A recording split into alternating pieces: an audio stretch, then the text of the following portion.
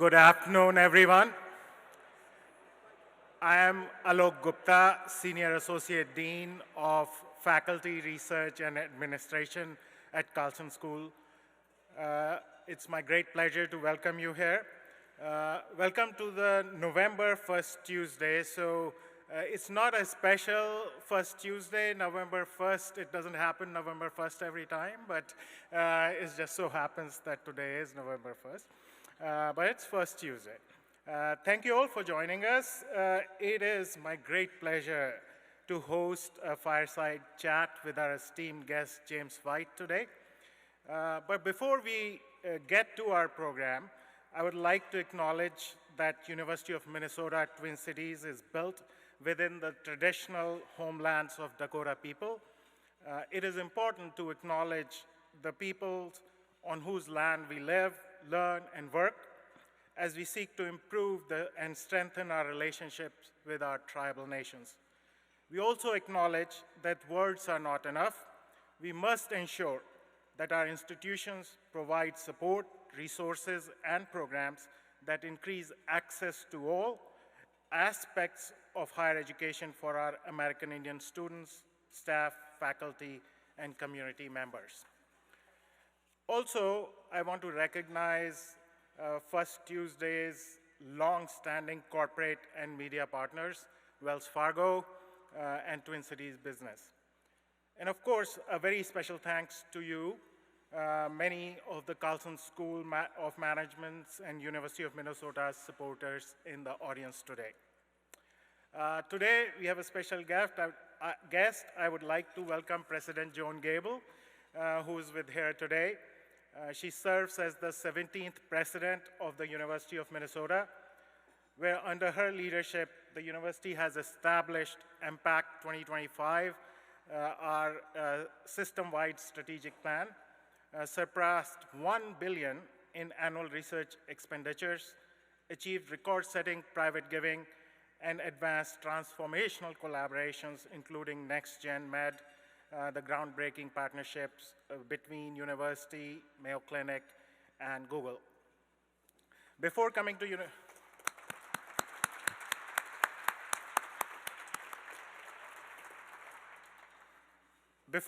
University of Minnesota, President Gable served as Executive Vice President and Provost at University of South Carolina, and previously held faculty appointments at Georgia State University and Florida State University. She also served as the Dean of University of Missouri's Robert J. Trusk Senior College of Business, where she was recognized as a shining star in business school administration by the Wall Street Journal. She earned her bachelor's degree in philosophy from Haverford College and her Juris Doctor from University of Georgia. She has been recognized with numerous research, service, and teaching awards, including as a Fulbright Scholar. President Gable, will you please come to the stage and introduce our today's speaker, James White.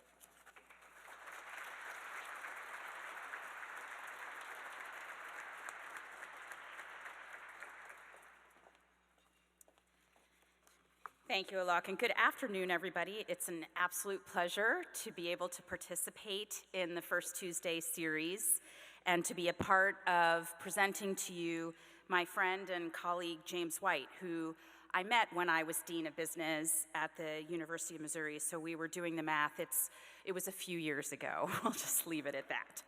So when I became dean, one of the things that I was charged to do was to restructure the governing board of the college. And James was one of the first executives that I asked to serve on the board with me. And so he sort of was the angel on my shoulder as we developed the first strategic plan for the college and did a variety of other activities that really advanced the mission of the college, including celebrating its centennial, which I know we had the pleasure of doing here just a few years ago.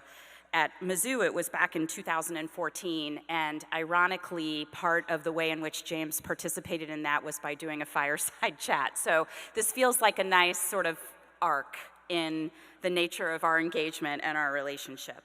So Some of you have heard me talk in the past when we've talked about leadership about finding friend-tors who are friends, who want what's best for you the way that a good friend does, but who also are a mentor and who help you think about how to be your best self. And I would say that James is the epitome of that kind of friend and mentor. He expects a lot from the people in his life and the people that he works with, and I know he's on the boards of some of the organizations represented today, so you know what I'm talking about. Very high standards, but also a lot of support and a lot of wisdom and insight and opportunity and trust to try to be your best self. And you can see that in the way that he's engaged in leadership, really has been a transformational leader in every sense of that word across many organizations. He has over 30 years of experience as a CEO and operating as an executive in the consumer products, retail, and restaurant industries. He had senior positions at Safeway, Gillette, and Nestle Purina Pet Care. But for 8 years, from 2008 to 2016, he was president and CEO of Jamba Inc., meaning Jamba Juice, for those of you who like a good smoothie. And he led an unbelievable turnaround, and this was actually concurrent with his time serving on the board of the business school at the University of Missouri, so it was very interesting to watch, where he took Jamba from a made-to-order smoothie company to a global healthy lifestyle brand.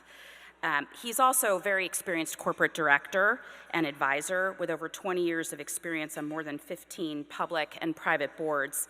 Currently, he chairs the board of The Honest Company and is the executive chair of the startup Air Protein, in addition to membership on several other boards as well.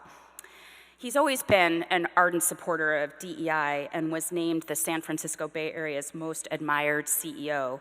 And in 2020, he launched his own firm, Culture Design Lab, and the Design Lab coaches, trains, and helps CEOs, boards, chief people officers, chief diversity officers, et cetera, on operationalizing his diversity, equity, and inclusion methodology.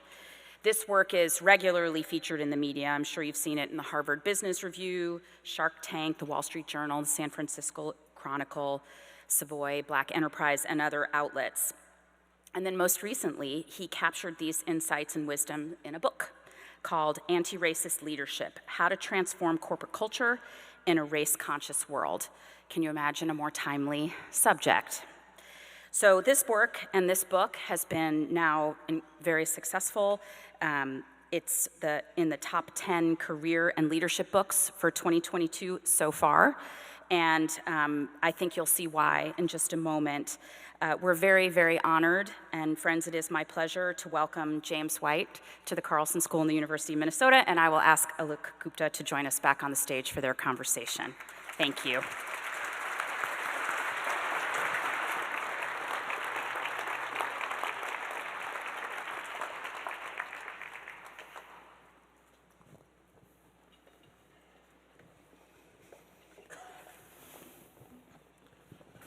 So we're going to have a fireside chat, but I want to leave enough time for you to ask questions. I'm sure all of you have a lot of questions for James, and I want to leave enough time for that. Well, it's a great honor and a privilege for me to be talking to you, James. I think, as I think about your book, which I did read through, and it was an honor to read that, I think some of the tenor of your book was clearly affected by the murder of George Floyd. I want to thank you for being here in this community, which has gone through a lot of pain and suffering in the last few years, because your book really provides some great solutions for companies and people in their personal lives to change their behavior. But before we talk about your book, I want to ask, we want to talk a little bit about you, to get to know you. You have this fascinating story in the book about your mother fighting to keep you in a sort of regular classroom, if you will. So tell us a little bit about your upbringing, your family, and how important going to college was for you and your family. Thanks, and thanks for having me. I'm thrilled to be here. I'll spend just a few minutes and talk a little bit about my origin story. I'm a St. Louis native. First member of my family to graduate from college, so that's an important part of the story. Dean Gupta, you referenced one of the stories in the book. One of the things I hadn't talked about often was the fight that my mom did on my behalf. Following a chaotic fourth grade year in a class that didn't have a permanent teacher, probably had 5 or 6 substitute teachers throughout the year. I ended up being, and I was an introverted kid. I'm still introverted now, believe it or not. But I was tracked to a slow 5th grade class. So if you can just let that kind of sink in, and it really speaks to the important work that we all have as parents and as leaders to make sure we don't pigeonhole or stereotype people. We all learn in lots of different ways, but this is a story that I shared where my mom really battled to put me on the right track as a student, coming out of this overcrowded 4th grade class with 30 plus kids in the class and never having a permanent teacher. I got lost in the shuffle, and you can only imagine how many of our young people get lost. They don't have my mom who fights on their behalf to put them on a different path, different track. 2 years post that experience, I was receiving offers to go to prep schools in the East Coast.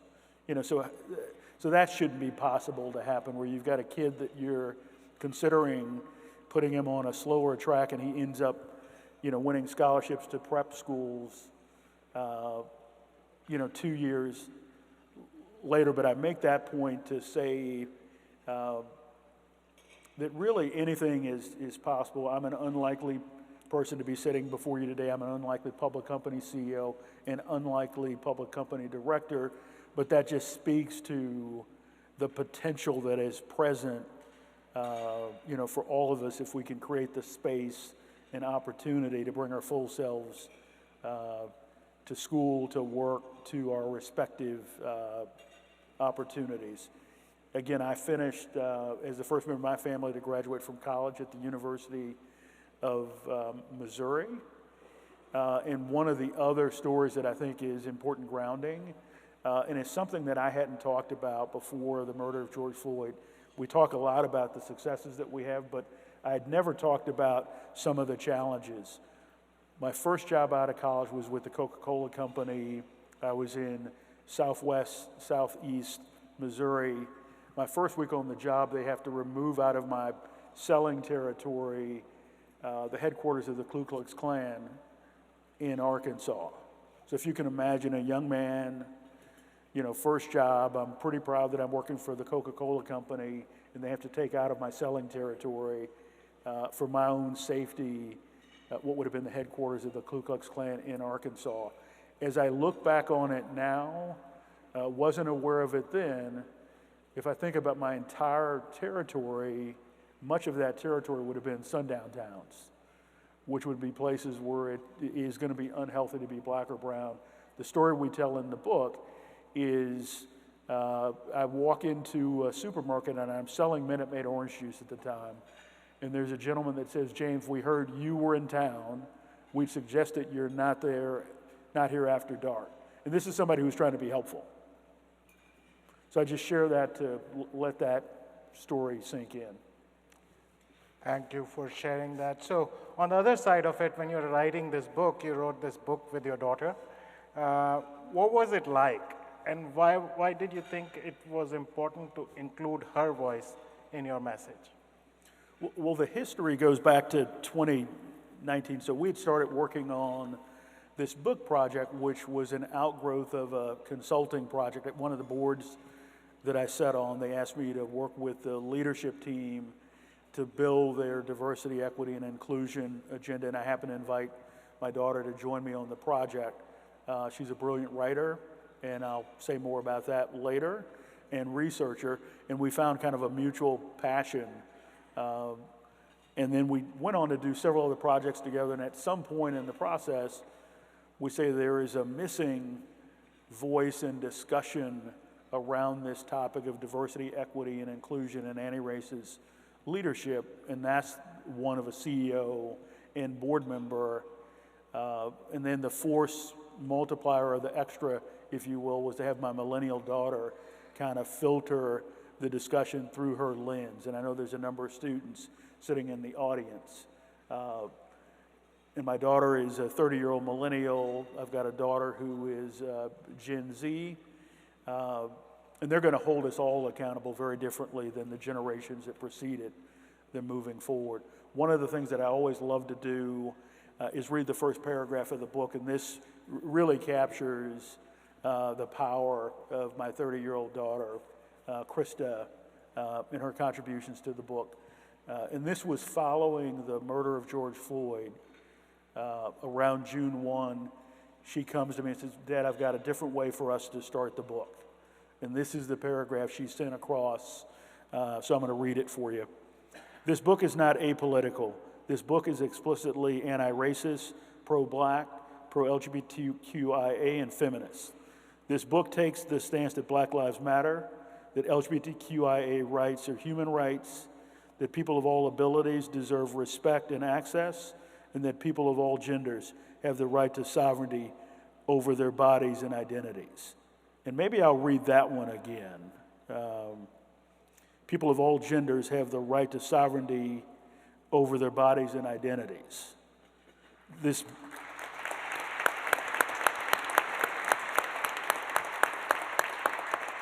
book acknowledges that capitalism is built on a foundation of systemic racism, and that to have a truly diverse, equitable, and inclusive work environment, we must acknowledge the historic and present injustices faced by marginalized people. And again, my daughter wrote this over 2 years ago.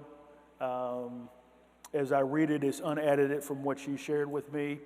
And, you know, I've got to tell you, it forced a bit of pause, even for me, when she shared it with me. But I thought about it. By the next morning, I was ready to go and on board. We obviously had a team of folks that are working with us to edit and kind of shape the final product of the book. And I read it like I just did for this group. And there's a woman in the group that says, "James, you're a mainstream business person. Do you care if you ever work again?" was the reaction to that paragraph. And my comment was, I really don't. I think I'm going to find, you know, plenty of opportunities and plenty of people that share my values. And we think it's important for us to call things what they are and really be a part of the change that we want to see in the world. And that's the importance of my millennial daughter, and you'll see her voice throughout the book, and this is really her vision, and it really changed me. So I learned probably more from her in this process than she learned from me. Wow, that is really powerful.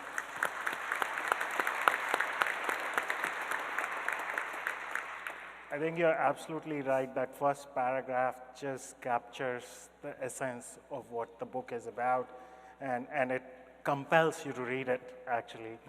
But beyond that paragraph, one of the things that really was most hard-hitting and stunning, really, and it's probably something that many of us realize, or may not have realized, but can relate to, is that you say that you were never promoted based on your potential.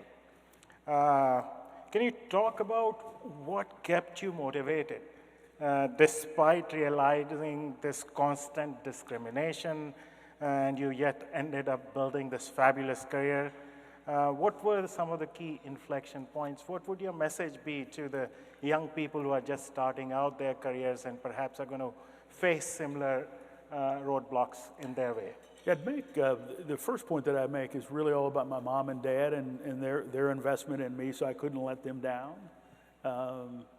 You know, I came into the business world with only my good name, and that's the thing that was most important for me, to put in the, you know, kind of effort and kind of intentionality around the work that I did.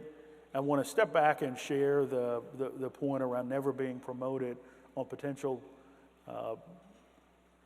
As a black executive, and this is my own kind of lived experience, I always needed to prove it again and prove it again and prove it again. And I share in the book my first promotion to a vice president level would have been at Nestle Purina. When I was promoted to vice president, I was already running 70% of the operation, so it was an easy decision for them to make.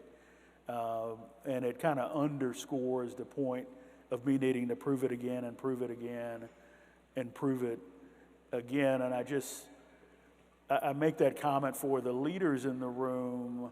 If we're going to promote anyone on potential, we should, we should be aware that we're typically going to look at people that went to the same school, have the same experiences, or we should promote no one based on potential, because you're going to exclude people whenever you do that. So that's something for us to think about. The other point that I make, and this is kind of my view as a black executive, and I've moved through a pretty successful career, but I need to come into organizations where I had to prove why I belonged in the room. And I use kind of a simple math that would suggest that, for me, I've got to go in the eyes of the organization from 0 to 100. So I've got to earn my way to 90. And as I think about some of my white peers and colleagues that were promoted on potential, they've just got to figure out how not to lose 10 points. So just let that kind of sink in. I've got to figure out how to get to an A or a 90, and I've got people that I'm competing against that have to just figure out how not to lose points moving forward. What do you think the executive, I know your book has these steps that you advise that companies and I'm going to share something personal here. Yeah. I'm not melting down. I'm a year through battling with prostate cancer. So one of the things that we talk about in the book is empathy.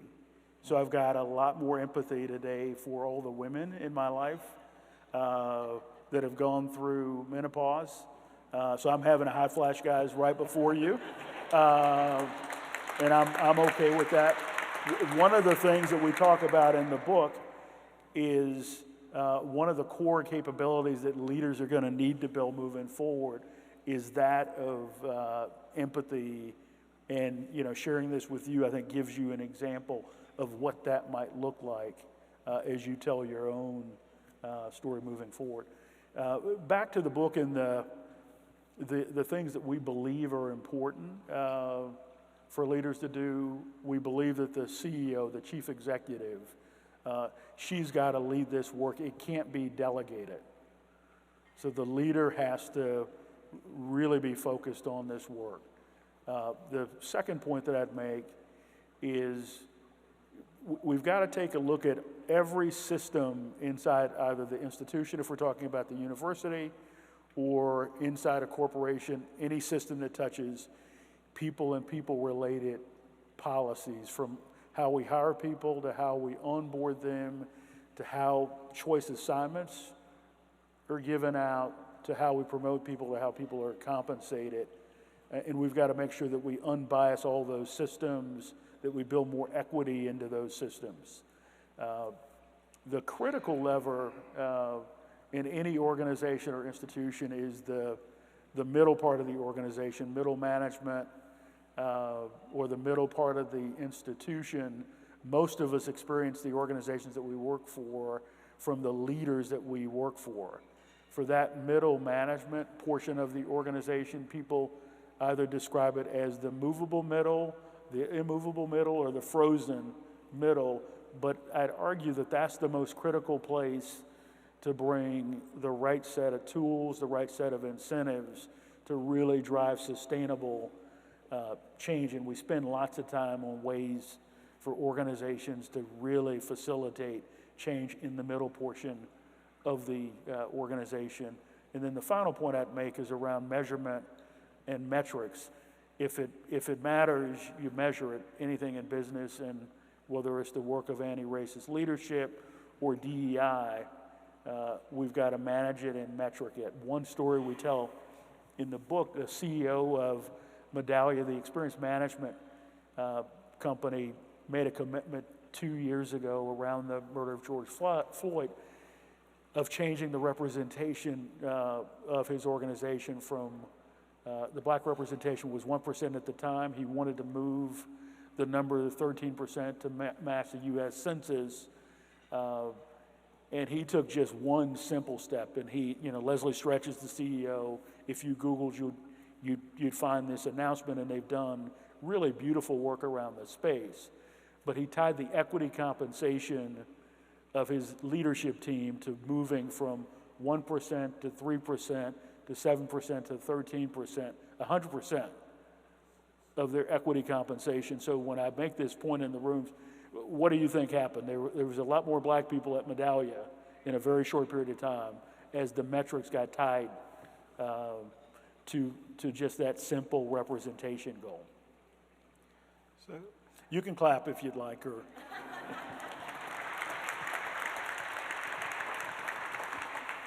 So in the book, you make a persuasive point that DEI is good for business. And there have been plenty of studies that have shown how much we have lost in this space, in trillions of dollars lost, including in educational sort of settings, due to lack of DEI efforts.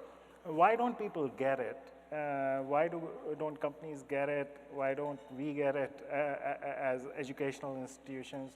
And are there companies that are getting it right? And I think some of them are in the room. I mean, the team at Accenture, they do fantastic work in and around this space. I happen to know leaders, across the Accenture system, and they've made a long-standing commitment. My old boss from Safeway stores, Brian Cornell at Target stores, who's here in the Twin Cities, they've made significant commitments. And we talk about Brian and Target as one of the shining examples in the book. The point that I'd make is we're all competing for the future, whether it's at the university, and people are going to, the next generation, they're going to vote with their feet. I mean, I love the extensive work that is happening across the university system here. And the work is never, linear or straightforward, but, I must say, and I travel to lots of universities, there's more work happening here than any place that I've been recently, and I think we should celebrate and appreciate that and use that as the momentum to drive for even more progress moving forward here at the university. So I compliment Angela, who is the new head of DEI here at the business school. I got to spend time with this morning, and she's doing dynamite work, so I appreciate you. Thank you. So you talk about when you went to Jamba Juice and you started having these conversations about DEI.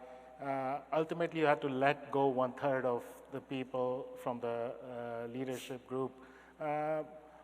What was the primary reason for that? What are some of the things that you look for in your or look for in your organizational leadership? I want to ask this question primarily from the perspective of people who are looking to implement sort of these kinds of ideas in their own organizations. I think once you've aligned around strategy and values of the organization, I made the point that the CEO, she has to own this work, and once you deploy training and education, make the case for the strategy in the organization, the way I always thought about it, you give people a chance to come on board, but at some point you've got to free up people's future to go do something else if they're not aligned with the vision and the value of the organization. And I don't know if we heard, you're going to free up whether it's resistors or people that just refuse to understand what the organization has committed to do, you free up their future to go do something else. This just might not be the right places the way I thought about it at Jamba. Thank you.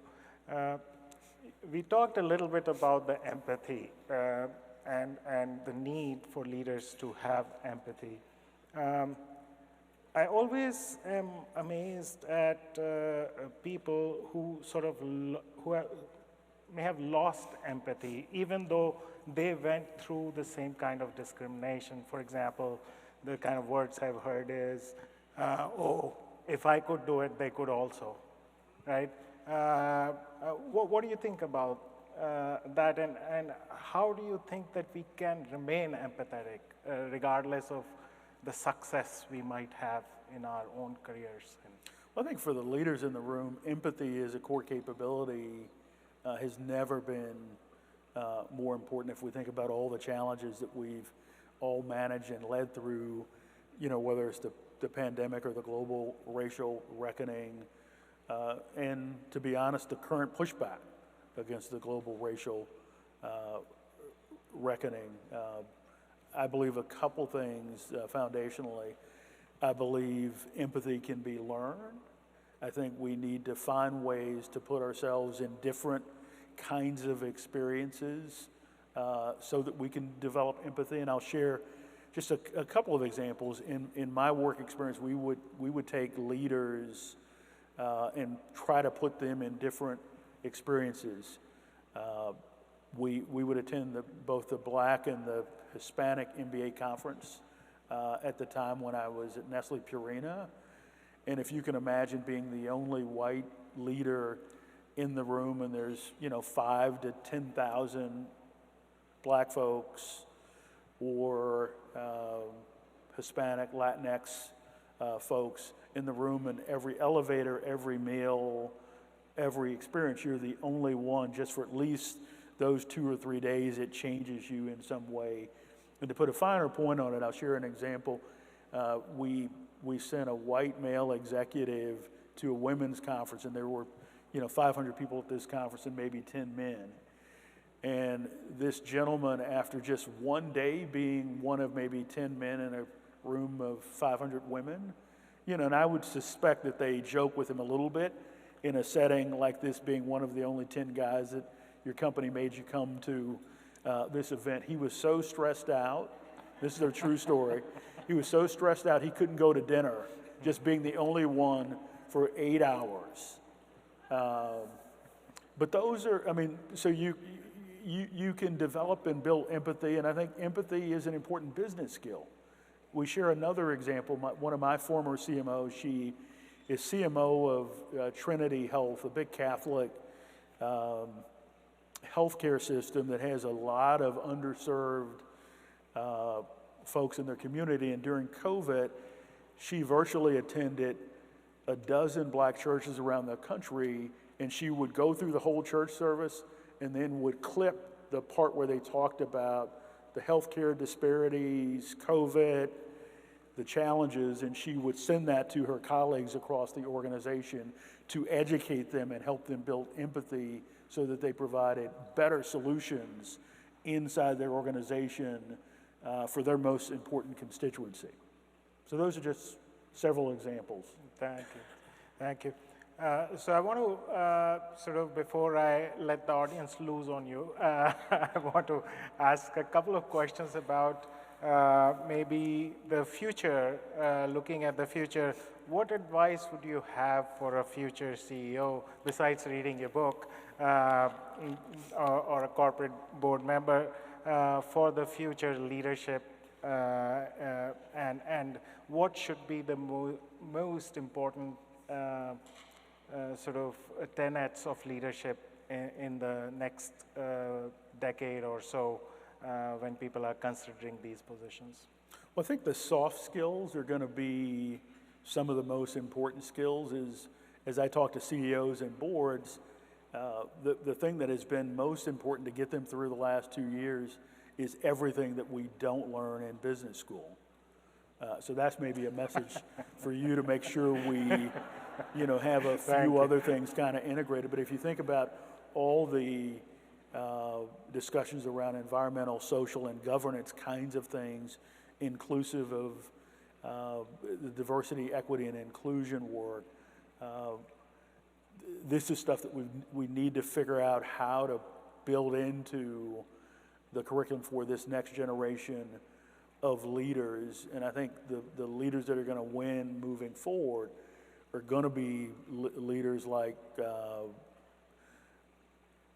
Brian Cornell, that really get the fact that empathy is important, building a more inclusive culture is important, having diversity throughout your workforce is important.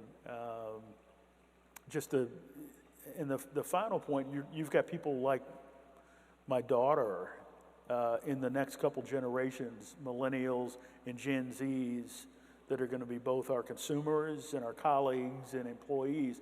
They're going to hold us accountable differently. And I think there's going to be a significant separation of the winners and losers. And, I'd submit the best companies are really going to get this work. They're going to embrace it. It's not the work of a zero-sum game. It's actually the work of leaders and companies that are trying to build for all cultures. In my discussion earlier with Angela and some of the DEI leaders at the institution, we talked a bit about, really leveraging this work to create space for everybody to bring their full selves and their best selves to the work. And anytime you create space and opportunity for the most underrepresented, you're creating a much better place for everybody else. So that's kind of my final message on that.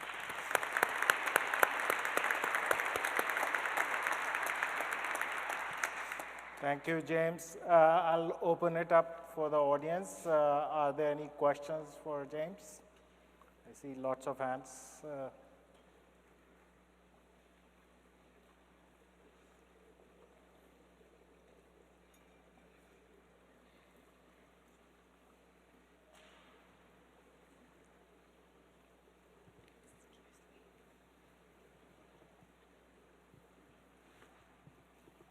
Testing.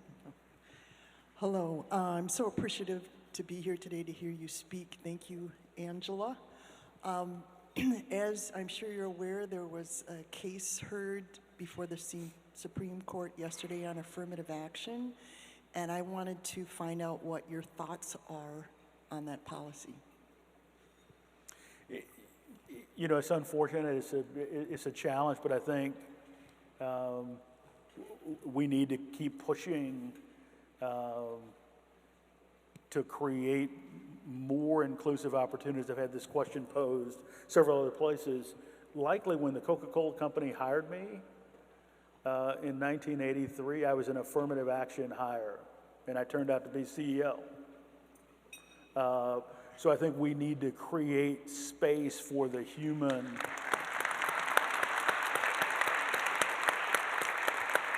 Not to suggest that I wasn't qualified, but if I had to guess, the two people we hired into the region was myself from the University of Missouri and another gentleman from Morehouse College. I'm sure that never happened in the geography that I sat in, but that's the human potential that we've got to create space for. And I'm firmly committed to doing my part. I think the best corporations, and I think there are 60 or 70 corporations that have signed up to kind of fight against the challenges to affirmative action at Harvard and UNC. But I think our organizations, I think we all have to play a part in kind of pushing us forward. I think there is a little bit of a challenge in the current climate as people talk about wokeness. Wokeness to me is a close cousin to being too PC. And I don't allow people to give me false questions to answer to. This is about being human, right? I mean, this is about just being human and creating space for us all to, do our best work. and to participate in higher education or in the corporation. So, that's it. You talked a little bit about your experience in school, sitting in a classroom, and then being tracked one way, and then your mother having to come in and fight for you. What is your suggestion to other people who are right now overlooking young people that are sitting in those same seats right now, to find that CEO mindset that you had, that you didn't even know you had? And like, when did that light bulb also turn on? I think anything that we can do to not exclude anyone, especially early in the process, we've got to just create space for people that learn differently, that are coming from different backgrounds. As we met briefly, you talked a little bit about some of the work, the good work that you're doing in the community. I think more people like you is, what I think is, always going to be needed to intervene in the lives of young people. I think the work that we're doing here at the university is important. Because the one thing that you don't think about, any first-generation college goers are actually going to have an embedded disadvantage as they come into the university. And this is something that I learned during some of my work with President Gable at the University of Missouri. I mean, I could certainly see my own disadvantaged background coming out of a public school in St. Louis, but first-generation college goers from some of the rural and urban areas in the University of Missouri had the same, if I'm a young woman coming from, first member of my family, she's got the same kind of challenges that I had at the university. And I think we've just got to open our minds and hearts to make sure we make room and space for everyone to participate. And I think whether we're running nonprofits or corporations, I just think there are ways for us to intervene to make things a little bit better. And I think the university is a great place for that to happen. I think for the young people sitting in the room, you've got an incredible set of resources for nonprofits like yours to take some of the talent and energy in this room and aim that to be a helpful resource for some of the young people that might have a less of an opportunity. I see a hand back. James, I'm going to ask you questions that are coming in from online. Sure. And while this is not a question, I think it's a very important message to share. We've got, hello, James. Both your mom and dad are listening. We are very proud of you.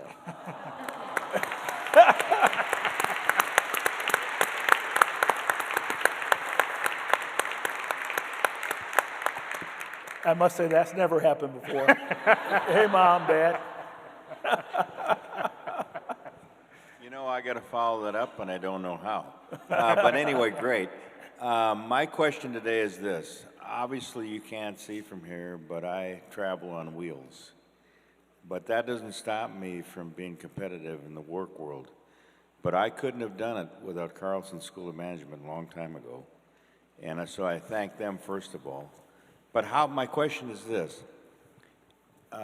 In today's workforce, how would you make a disabled person who has all the faculties and just travels on crutches and a wheelchair walker, however they get around, but all the faculties to management and be an upper level management, how would you make them more competitive for diversity? Because I know we have to have a lot of diversity in today's corporate world, and I hope that's a fair question. No, I think it's a very fair question. I think one of the things, if you take my daughter's statement, she talks about people of all abilities. And I just think it just requires more thoughtful leadership, more thoughtful HR practices and policies. Because what I want to do in any company that I'm a part of, whether it's in the boardroom or running a company, I want to capitalize on really all the talent. And I think the smartest organizations find ways to create space and opportunity for us all to bring our full potential to the table. And I love your comment around Carlson and the beautiful work you guys are doing, and I encourage you to continue to do more of it. Hopefully that's a fair response. From our online audience, we have someone wondering what you think is the most effective method of getting through to family, friends, or coworkers that believe the U.S. is a bootstrapping country in which everyone has equal chance. That's a tough question.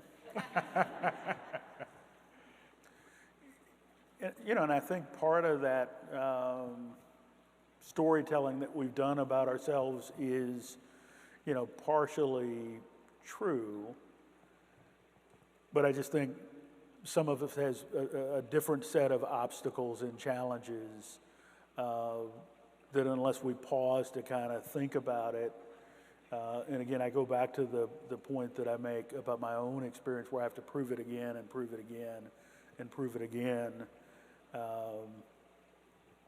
We just need to all continue to tell our stories. We shouldn't discount anyone's story. We should make room, for us all to access all the positives that are available, in this fantastic country that we work in and that we work and have the opportunity to live in. But we got to create space, really, for all of us to participate.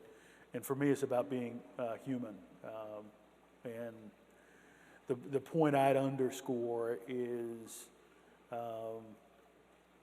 it's human for my queer daughter to have the same kind of opportunities as anyone else. And that's the way I net it down.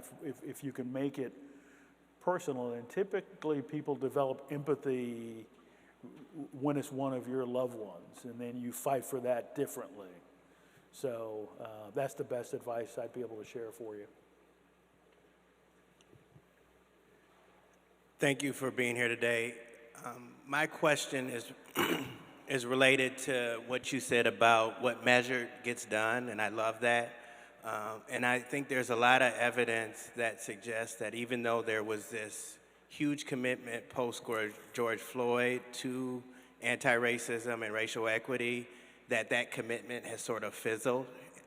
I think there's data that suggests that, but there's also a lot of evidence from folks in the community that it feels like a lot of the promises that were made post-George Floyd have not been fulfilled, and that there's a concern that they won't be. What is your suggestion for how we hold our leaders across sectors accountable to some of the commitments that they've made to address racial equity? I'd make a couple points. I've never been more encouraged than I sit today in kind of my lifetime that, change is possible. I think the fact that we're here having this discussion around a book titled Anti-Racist Leadership, that probably isn't possible even 4 or 5 years ago. The fact that we've got the work happening at the university and inside many of your companies that is happening.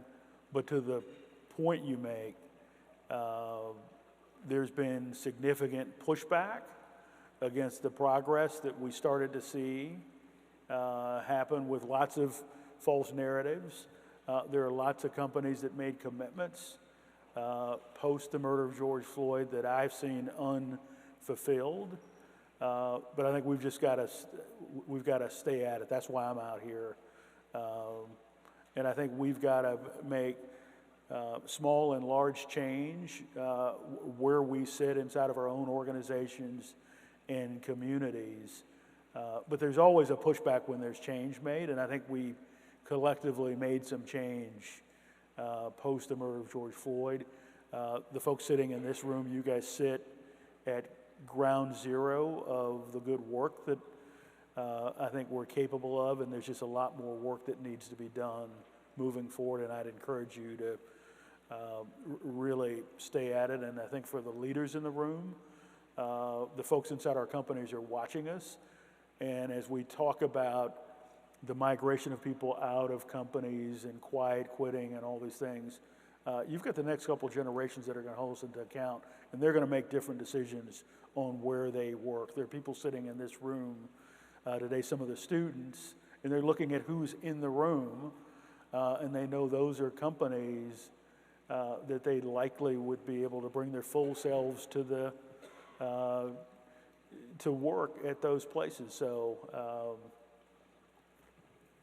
again, it's a change is hard, but I think we've got to continue to work moving forward. Another question from your online audience. As a class of 2023 MBA candidate and also a student of color, I'm wondering if you can talk a little more about the resilience or other skills needed in being an only in a boardroom or other leadership environment.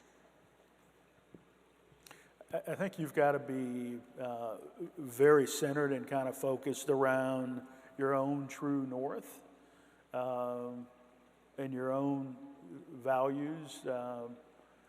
And you've got to be willing to do really a couple things. You've got to be willing to put in the work and assume everybody's going to put in the work, but you've got to also be a student of business, a student of the organization that you work in so that you can build the skills to be both resilient and to be agile enough to work your way through the challenges in whatever corporate culture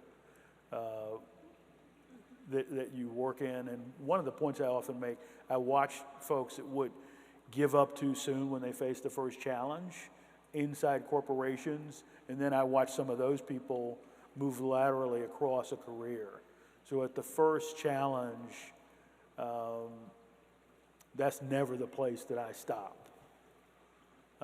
For me, that just means there's a little bit more work to be done and a different approach to it. And that's something I learned from the people that I know were online, mom and dad. But just, that perseverance to play through. And then the other really serious point that I'd make is around, protecting our own mental and physical health and creating space and time to have the energy to kind of play through, what could be a challenging career. But for the folks, pick wisely the companies that you go to work for is something else that'll make your journey a little bit easier across a career. James, just quickly, when you were the only one in your different roles, were you proud? Were you apprehensive? What was the first sort of feeling that you had about those roles? Yeah, always proud, and this is something that if you're the only black promoted to some higher level inside of the corporation, you'll have everyone in that group that celebrates that accomplishment. So if a white person is promoted inside of an organization, you don't have every white person celebrate. So there is some psychology that really strengthens companies as they take people through these breakthroughs. You'll hear people say, "We got promoted."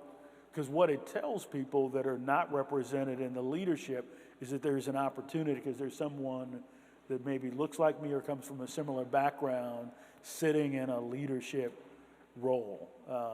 And there is significant power in that inside a corporation. But for me it was just a part of the work that I felt, so I felt responsible is the other point that I'd make.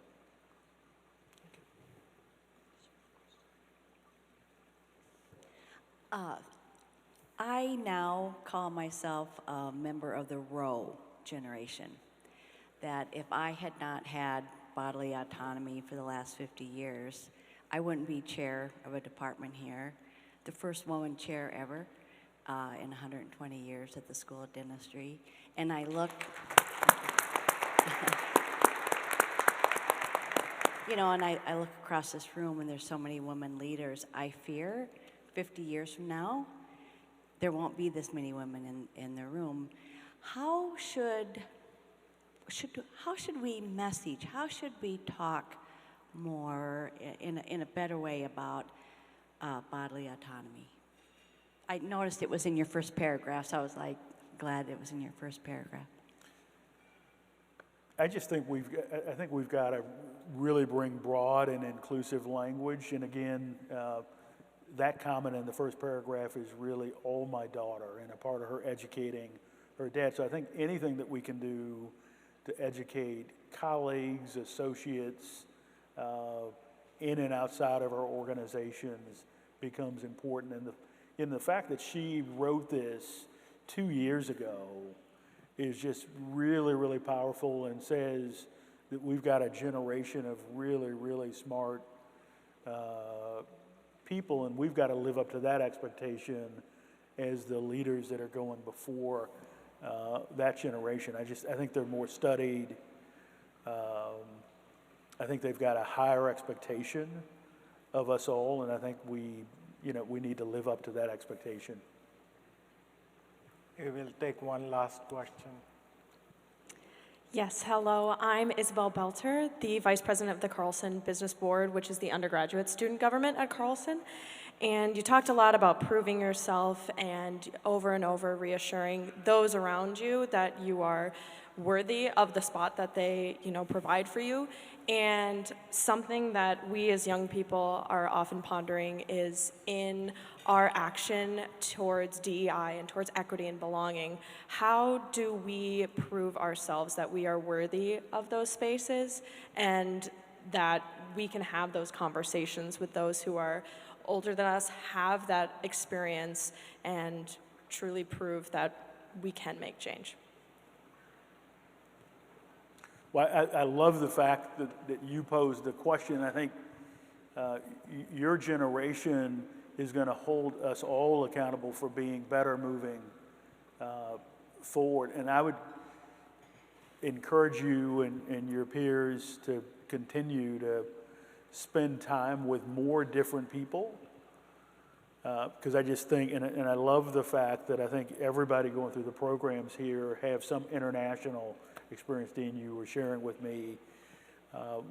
We just need to be more students of the world. We need to be students and more conscious of other cultures. And I think the more we open ourselves up to that, those are going to be the kind of folks that I'm going to be looking for as I sit in the boardrooms as we're thinking about who the next generation of leaders. So I'd continue to put in the work. I'd take advantage of every opportunity to spend time with different kinds of people while you're at university, and I think that's going to bode well for your careers moving forward. James, I want to thank you for joining us today. I hope all of you took something away from today's chat and something that we can use in our everyday life. For those of you who are here in person, copies of James's book are available for purchase as you leave the McNamara today. Those of you who are online, there's this thing called Amazon. Thank you for everyone who joined us today, both here in person and who's watching virtually. I hope you can join us for our next First Tuesday event where Dean Sri Zahir will be our featured speaker. As you know, Dean Zahir is returning to the faculty next year. She'll share her experiences leading Carlson School for the past decade. It should be a great conversation. Thank you again for joining us, and I hope you have a great day. Thank you, James. Thank you.